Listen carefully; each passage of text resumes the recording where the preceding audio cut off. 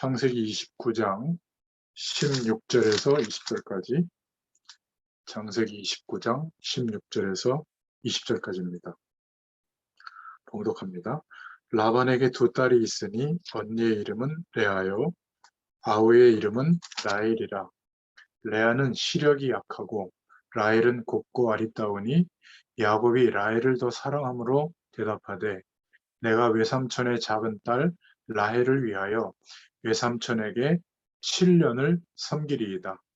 라반이 이르되, 그를 내게 주는 것이 타인에게 주는 것보다 나으니 나와 함께 있으라. 야곱이 라헬을 위하여 7년 동안 라반을 섬겼으나 그를 사랑하는 까닭에 7년을 며칠같이 여겼더라. 아멘. 네, 오늘 이 말씀을 통해서 창세기 29장 전체를 봐야 되겠습니다만은 16절부터 20절까지 읽었는데요. 야곱의 형통함이라는 제목으로 함께 은혜를 나누겠습니다. 성경 66권은 많은 이야기를 하고 있는 것 같지만 하나님의 약속인 예수 그리스도를 보여주기 위한 것이죠.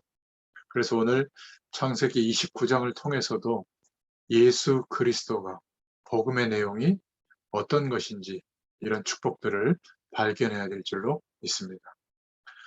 불신자들이 하나님이 누구이신지, 또 우리 자신들이 어떤 존재인지를 깨닫지 못하고 있기 때문에 실패하고 있다는 사실, 우리는 이제 알고 있죠. 돈이 없거나 좀 부족하거나 환경이 열악해서 그래서 실패하고 있다. 이것은 아직 영적인 눈이 열리지 않은 상태죠. 하나님의 말씀으로 조명해 주시는 그리스도로 말미암아 회복된 그 축복을 우리가 경험하고 나면 하나님이 누구신지를 알게 되고, 또 우리가 어떤 존재였는지, 반드시 멸망을 받을 수밖에 없는 죄와 한 몸이 되어져 있던 상태였구나. 그래서 살아가는 모든 삶의 방향이 물을 떠나 있는 물고기처럼 하나님을 찾아야 할 이유도 모르고 그냥 세상 속에서만 있었구나. 이런 것들을 이제 우리는 알게 됐죠. 이것을 볼 수 있는 눈이 열린 것을 보고 영안이 열렸다고 합니다. 그런데 불신자들은 불신자니까 망하는 것, 환경이 나빠서 망한다, 조건이 없어서 망한다, 이렇게 생각한다면 우리가 불신자를 볼 때도 영적인 눈이 아직 열리지 않았다, 이렇게 말할 수 있어요. 또 내가 볼 때는 주변에 망하지 않는 불신자가 많은데 왜 망한다고 하느냐, 이렇게 말한다면 그것도 영안이 열리지 않은 겁니다. 반드시 올 수밖에 없는 완전한 멸망, 하나님의 진노의 대상으로 살아가고 있는데 이게 안 보인다는 거거든요. 주어진 환경과 조건이 좀 다른 사람보다 낫다고 해서 그거는 편리한 것이지, 그렇다고 해서 평안이 오는 것은 아닙니다. 신자에게도 숨겨진 문제가 많지만 하나님을 모르는 불신자들에게는 훨씬 더 숨은 문제가 많다는 사실을 우리는 알고 있죠.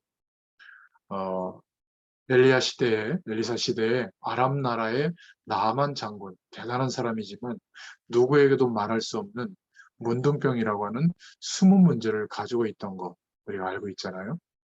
하나님을 모르는 사람들의 가장 큰 고통은 하나님과 교제할 수도 없고 하나님을 알 수도 없기 때문에 영원한 답을 얻을 수가 없어요.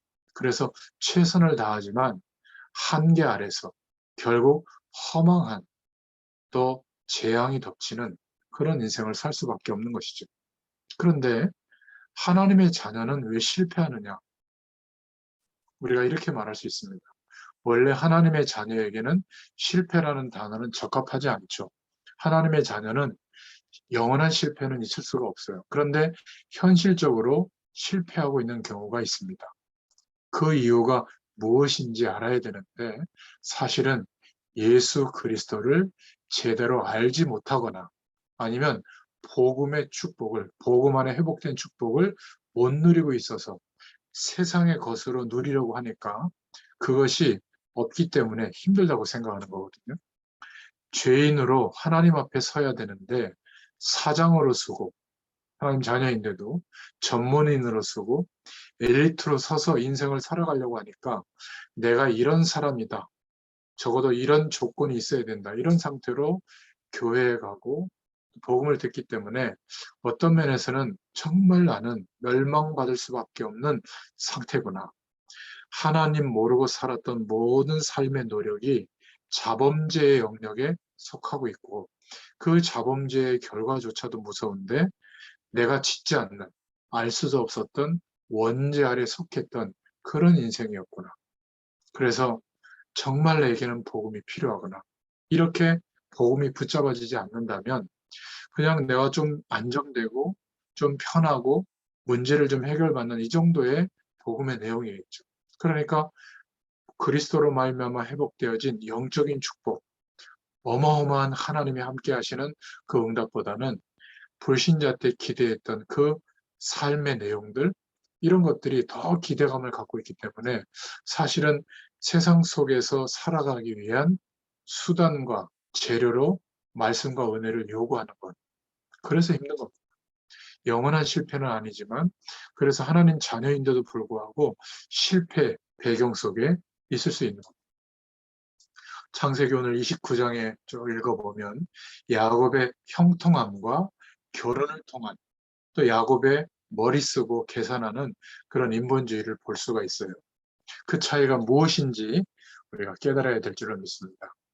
야곱은 하나님의 말씀을 통해서 언약을 알았고 그 언약 속에 있는 하나님의 인도하심과 축복을 알았어요. 그런데 왜 그냥 세상 속에서의 살아가는 그 계산하는 그런 인본주의를 썼느냐? 그것은 복음을, 하나님의 말씀을 아직 지식적으로, 이론적으로 알았기 때문에 그렇죠. 그래서 아버지의 눈을 피하고 형을 속이고 어머니와 이렇게 해서 막 축복 기도를 가로채고 외삼촌 라반의 집으로 피신할 수밖에 없는 그런 결과를 맞이하게 된 거죠. 그리스도를 사실은 잘 몰랐다. 이렇게 좀 표현해도 될 것 같아요. 방언의 은사를 받은 사람이 이렇게 얘기할 수 있습니다. 방언이 있어도 되고 없어도 된다. 이렇게 말하는 것과 방언의 축복을 못 받은 사람이 그렇게 말하는 것은 차이가 있는 것이죠. 우리가 그리스도 안에서 하나님이 함께 하시는 축복을 누리면 이 세상의 조건은 있어도 되고 없어도 된다. 있으면 좀 편리하고 없으면 불편하다. 이렇게 생각하는데 그리스도 안에서 하나님과 함께하는 축복을 아직 경험해보지 못한 사람은 이 세상의 조건이 없으면 못 사는 거예요. 반드시 있어야 되는 거예요. 그래서 간절히 요구하는 내용이 되기도 하는 겁니다. 그러한 야곱을 하나님은 베델로 부르셔서 광야길 통과해서 외삼촌 라반의 집에 가는데 베델에서 꿈속에 천사가 오르락 내리락 하면서 하나님의 영광의 은혜를 체험하도록 허락해 주셨죠. 그 이후에 야곱은 정말 하나님이 나와 함께 계시는구나. 정말 나의 모든 것을 하나님께 맡겨도 되겠구나. 이렇게 창세기 28장에 깨닫게 됩니다. 여러분, 신자가 문제 앞에서 자꾸 하나님이 없는 것처럼 걱정하고 염려하는 그런 불신앙을 내비치기 때문에 실패의 길을 선택하는 겁니다. 이스라엘 백성이 길을 잘못 들어서 막다른 어, 장애물 홍해 앞에 간 것이 아니에요. 하나님이 이스라엘 백성을 홍해 앞으로 인도한 거거든요. 왜 그렇죠?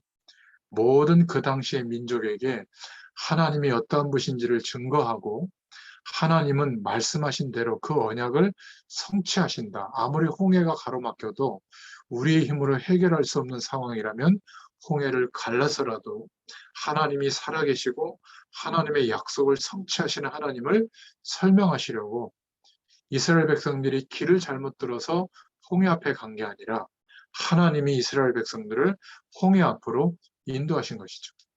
하나님의 자녀가 어려움과 문제 앞에 놓인다면 불신앙하고 힘들어할 거기에서 멈출 것이 아니라 그렇게 인도하신, 허락하신 하나님의 뜻하심과 계획하심, 여기에 마음을 담고 기도해야 될 줄로 믿습니다. 우리는 연약한데 하나님은 완전하시다고 하는 사실을 나타내려고 그 현실 가운데 인도하신 줄로 믿습니다. 그래서 우리에게 문제가 왔을 때 사실적으로 하나님의 약속, 말씀을 붙잡고 기도하고 하나님 바라보면 됩니다. 하나님이 정말 하나님이신가 믿고 영적으로 도전하면 되죠. 그런데 문제 앞에서 염려하고 불평하고 이스라엘 백성들이 그랬거든요. 그런데 하나님은 그런 분이 아니세요.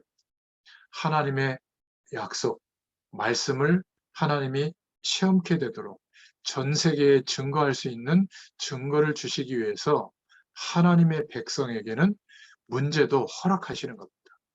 하나님의 살아계심을 체험케 하기 위해서 문제를 허락하시는 거예요. 내 힘으로 안 되는 상황과 조건 앞에서 불신자는 낙심하고 절망 속에 빠지지만 하나님의 자녀는 정말 우리의 힘으로 해결 안 되는 상황이 오면 하나님의 자녀는 하나님을 바라봅니다. 그 하나님께 맡기고 기도하는 사람으로 하나님께서 축복하시죠. 그때 영적 세계의 비밀도 알게 해주십니다. 그래서 예수님이 모든 문제의 해결자이신 그리스도 되어주신 것을 믿는다면 문제 앞에서 이렇게 하나님의 약속하심과 예비하신 축복을 두고 기도하면서 도전할 수 있기를 바랍니다. 한 주간 살아가면서 예수님이 그리스도시다. 죽으시고 부활하신 그 약속의 일이 우리에게도 이루어져서 세상과 저주와 사망 권세에 대해서는 죽은 존재가 되게 하셨고 하나님의 영광에 참여하는 성삼위 하나님의 축복과 하늘 보좌의 축복을 누릴 수 있는 존재로 거듭나게 해주셨다. 살아있는 존재가 되게 하셨다. 이 은혜 속에 믿음이 회복되기를 바랍니다.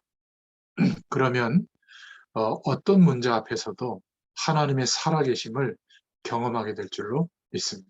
정말 예수 그리스도는 모든 인생의 문제, 근본 문제의 해결자가 맞구나. 사실적으로 체험하고 다음 주에는 이런 증거를 가지고 말씀 앞에 설 수 있기를 바랍니다. 2021년도에도 하나님의 약속을 붙잡고 우리가 인도받았습니다. 그런데 기억해야 될 것은 우리의 모든 삶과 생활 가운데 하나님의 말씀을 염두에 두고 그 말씀을 묵상하면서 하나님이 주시는 답을 얻는 기쁨을 계속 가지고 있었다면 아마 지금쯤 많은 은혜와 축복이 합쳐져서 그 시간이 기다려지고 하나님의 말씀을 묵상하면서 답을 얻는 그 기쁨이 우리의 모든 현실을 극복하고 승리하게 되는 또 치유받게 되는 그런 축복이 되게 하셨을 줄로 믿습니다. 그렇지 않고 여전히 노력하고 최선을 다하고 당면한 현실을 극복해 보려고 세상을 향하는 노력만 최선을 다해서 기울이고 거기에서 해결받을 가능성만 생각했다면 아마 연초에 출발했을 때하고 지금하고 인생이 그렇게 변화가 별로 없을 거예요. 여전히 반복되는 현실 속에 힘든 시간들을 보내고 있을 가능성이 많습니다. 오늘부터라도 하나님을 바라보는 가운데 말씀 안에서 주시는 답을, 그 답을 얻는 기쁨을 기대하고 누릴 수 있기를 축원드립니다. 꼭 기억하세요. 우리는 실패할 수 없는 하나님의 자녀다. 그래서 어떤 문제를 만나든지 주님께 맡겨놓고 말씀 안에서 주시는 답을 얻는 기쁨을 꼭 누리시기를 축원드립니다. 야곱이 베델에서 창세기 28장에 이 축복과 영적 사실을 깨닫게 되고 경험하게 된 거죠. 그래서 창세기 29장에 이제 모든 것을 하나님께 맡기면서 동행하는 모습을 보이고 있는 겁니다. 오늘 첫 번째로 1절부터 20절에 보면 하나님께 모든 것을 맡겼을 때 어떤 결과가 일어났죠? 형통한 결과가 오게 된 겁니다. 부엘세바에서 외손촌 라반의 집까지 지금으로 따지면 약 720km 정도의 거리라고 해요. 한 20일 정도 걸려서 걸어갔다고 성경학자들은 말합니다. 그런데 야곱은 길을 알고 간 게 아니에요. 그런데 그 과정에 어려움이 있지 않았다는 사실입니다. 잠언서 3장 5절부터 6절처럼 야곱은 자신의 명철을 의지하지 않고 하나님의 인도를 받은 것이죠. 야곱은 하나님 앞에 모든 것을 맡기고 시간 정시 무시로 기도하면서 길을 인도받은 겁니다. 그래서 그가 형통한 축복을 받으면서 목적지까지 외삼촌 라반의 집까지 도착했죠. 야곱의 형통함이 그럼 어디서부터 왔죠?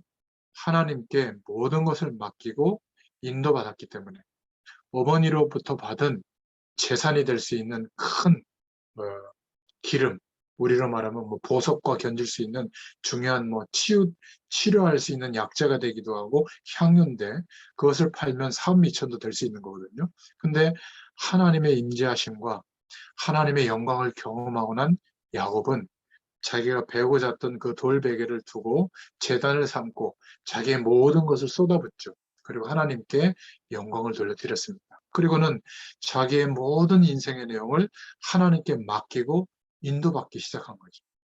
이 시작이 중요합니다.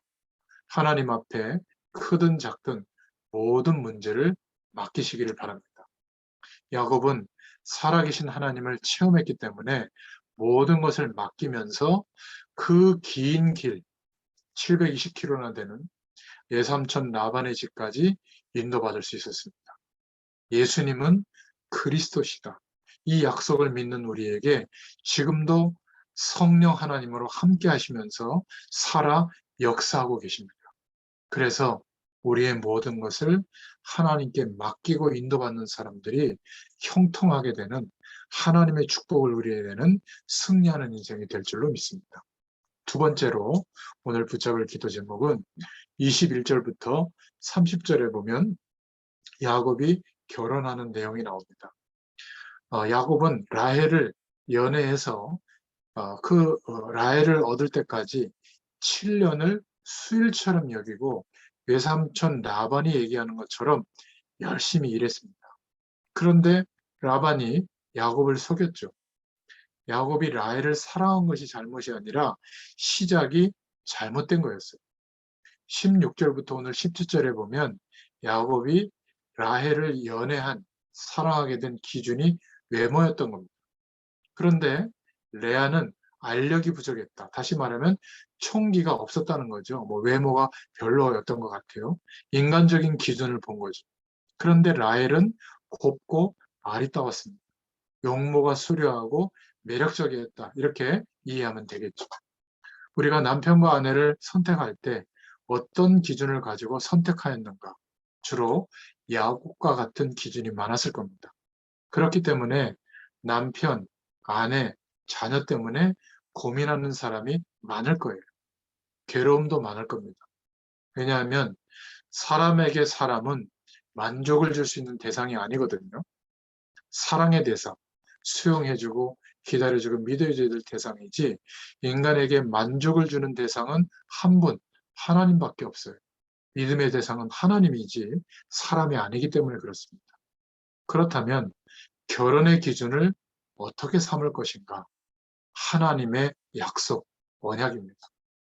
야곱의 결혼은 어떤 면에서 시작이 실패할 수밖에 없는 그런 시작을 하게 됩니다. 그래서 문제가 계속 온 거예요. 어떤 것은 하나님께 맡기고 어떤 것은 안 맡긴다면 그것은 그리스도를 바로 아는 것이 아니죠. 성령의 인도받는 것, 성령 충만 받는 것이 일시적으로 하고 평상시에는 그렇지 않다면 결국 살아야 되기 때문에 이 세상의 조건을 두고 계산할 수밖에 없는 인본주의가 나오게 되는 겁니다. 결국 하나님은 외삼촌 라반의 집에서 나올 때 이 라헬이 외삼촌이 섬기던 드라빔, 우상신을 가지고 나옵니다. 그리고 사사건건 야곱이 하나님의 약속을 바라보는데 뭔가 거기에서 걸리기 때문에 아마 이 라헬을 통해서 요셉과 베냐민을 낳은 후에 하나님이 먼저 이 라헬을 빨리 불러가신 것 같아요. 여러분, 하나님의 말씀에 대한 약속, 언약이 확실하지 못하면 성령의 인도를 지속적으로 받기가 어렵게 되고 그렇게 되면 신자는 실패할 수 없는데도 실패의 배경 속에 놓이게 되는 겁니다. 자, 오늘 말씀을 통해서 중요한 결론이 오기를 바랍니다. 이 한 주간 동안 예수 그리스도의 약속을 붙잡고 우리의 현실과 문제 앞에서 기도하면서 영적으로 도전해 보시길 바랍니다. 정말 복음의 능력은 모든 것을 치유하고 회복시키는 정말 사실이구나. 예수님이 그리스도 되어주신 이 축복은 하나님의 모든 것을 누리는 유일한 길이 되는구나. 정말 하나님이 살아계셔서 역사하시는구나. 이런 체험을 하는 한 주간이 되시기를 축원드립니다. 계속해서 하나님께로 향하는, 그럴 때 성령의 인도를 받는 한 주간이 되기를 축원드립니다. 그래서 하나님의 말씀과 하나님의 부르심 앞에서 하나님의 약속을 믿는 믿음을 체험하고 그 능력을 힘입어서 우리의 현장을 두고 기도하는 그러한 축복의 한 주간이 되기를 예수님의 이름으로 축원드립니다. 하나님 참 감사합니다. 우리도 야곱처럼 하나님의 말씀이 지식의 영역에 머무를 때는 세상의 배경과 그것에서 시작되어지는 문제와 또 육신적인 축복들이 커 보였지만 이제 예수 그리스도를 의지하여 생명의 축복, 성삼위 하나님의 비밀과 하늘 보좌의 축복을 알게 하시고 믿음으로 바라게 하셔서 그 축복을 경험하고 난 뒤에는 우리의 모든 바라보는 시선과 또 기준이 바뀌게 된 줄로 믿습니다. 예수 그리스도를 통하여 회복해 주신 약속의 말씀을 붙잡고 하나님을 향하는 한 주간이 되게 하시고 성령의 인도받는 한 주간이 되게 하시며 언약을 사실적으로 체험하고 누리는 증인으로서 서게 되도록 역사하여 주시옵소서. 감사드리며 예수님의 이름으로 기도드렸습니다. 아멘. 감사합니다.